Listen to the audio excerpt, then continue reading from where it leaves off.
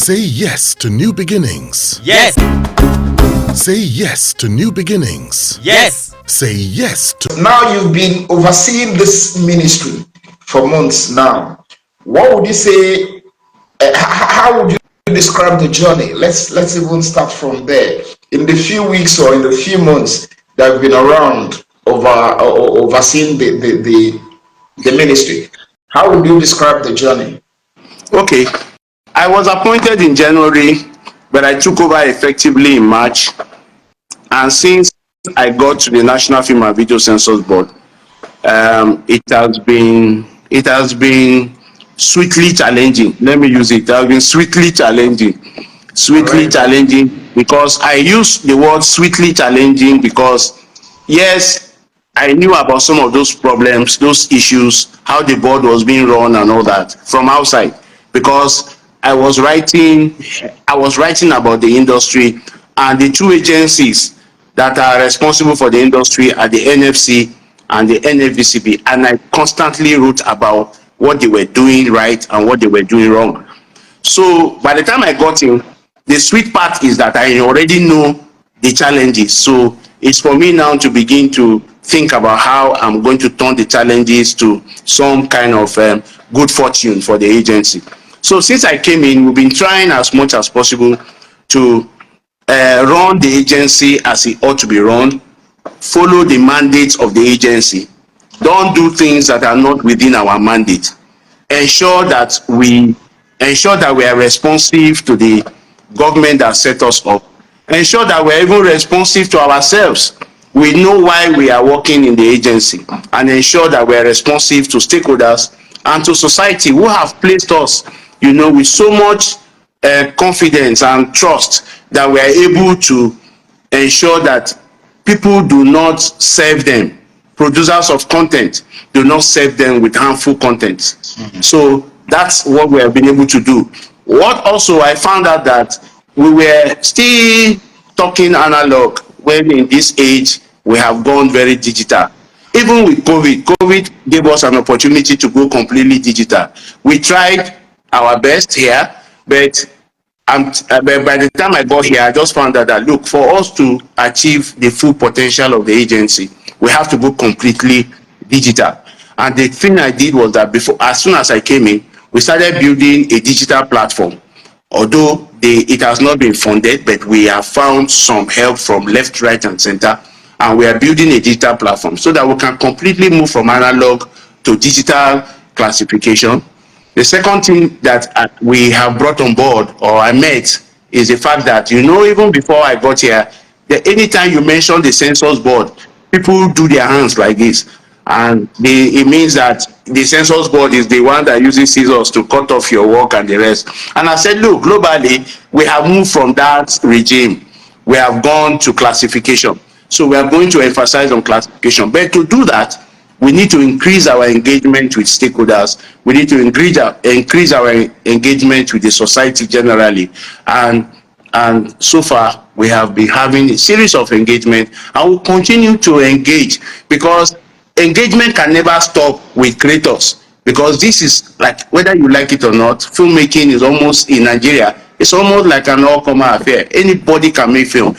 Now that even you have digital means to make film, people just make films. So every day new people come into the industry, and as they come, you need to let them know that there's a need for you to take responsibility, there's a need for you to act responsible. So that was missing, engagement with stakeholders. So we have heightened it up, and we are going to continue, because engagement does not stop. So we'll continue with engagement. Then we move to digital completely, not negating the fact that, yes, there are some people who still do analog stuff, but we want to encourage them to transit fully to digital. And then we'll do a lot of media literacy work, and so on and so forth. All right.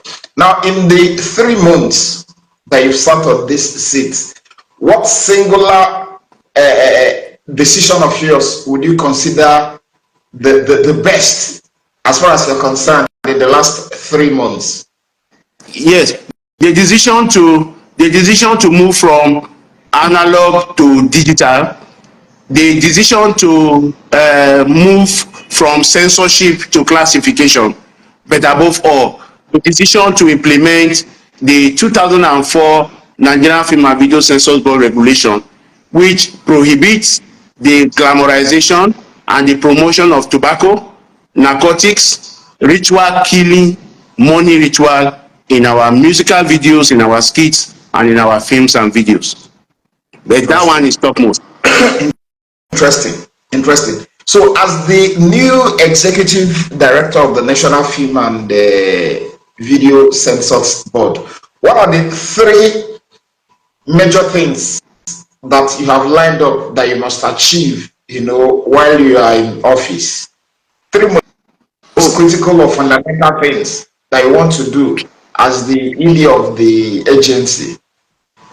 Okay, three fundamental. By the time I'm leaving the board, I want to have a board that is fully digitized, even in terms of our archival materials, particularly our archival materials.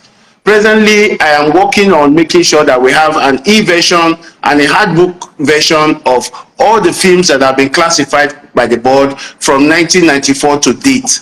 We want to have that data in an e-version and in a book version.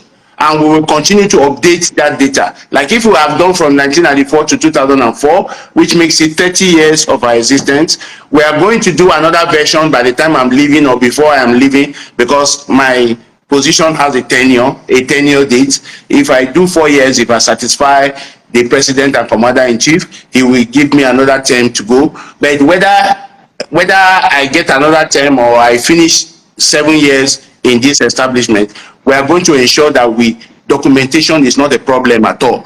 We are going to ensure that archiving is not a problem at all.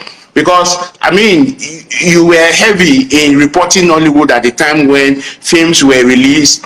Why don't we have a book where we will have titles of films that were done in those days, data of actors? The other day we were arguing who were the actors in Sakobi. That shouldn't be a problem if we have proper documentation of the industry. We will even see Sakobi's poster, then we will also try and even check who were the actors, who produced, who directed, and so on and so forth. So I'm going to leave that one behind, and I'm hoping that whoever takes over, he will continue with that tradition. Oh. The other thing that I want to leave behind, is a museum for films and video in the country. It's different from the archive that is maintained by the Nigerian Film Corporation. This one is just, if you go to our offices in Lagos, in Abuja, in Onitsha, you will find those DVDs, you will find those VHS, you will find those stuff just laying on the floor. We need to tell a story from where we were starting in 1994, when the board was established. In fact, one of the things that is stalling the publication of that book this month is because, yes, the board started in June 1994. Films were made in Nollywood before 1994. So we need to get to the people who were practicing at that time, the Oke Ogujiofos of this world, the Muhyiddin Aromires and the TK, Uncle Tunde Kelani, and so who were practicing at that time. We need to get to them and know the films that were made prior to when the Censors Board started classifying films. So we get all those data, put them down together, and then rest. But the museum is prime to me. I need to have a museum, a place where even after retirement, I can always bring my kids to come, and we will go around, and then we will see, documentation of our journey as a film and video industry from inception to whatever time that we're living. And as we enter the compound, on the walls, you will see faces of practitioners, the Kenene Bues of this world, the Amaka Igwes of this world, people who have contributed to the development of the industry. These people, their stories need to be told. If it is not told with a documentary film, it should be told with some kind of documentation. So we need to do that. And then we have an industry where the practitioners are responsive, they are responsible, so that the Censors Board will do less enforcement.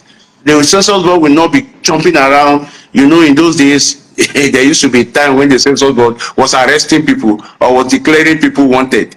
We shouldn't get to that stage. We should do a lot of engagement and so on. So I want to leave something that, people will come and know that yes, this is a board that cares about documentation, that cares about archiving, and that cares about, the kind of content that is served to the public, especially our young ones.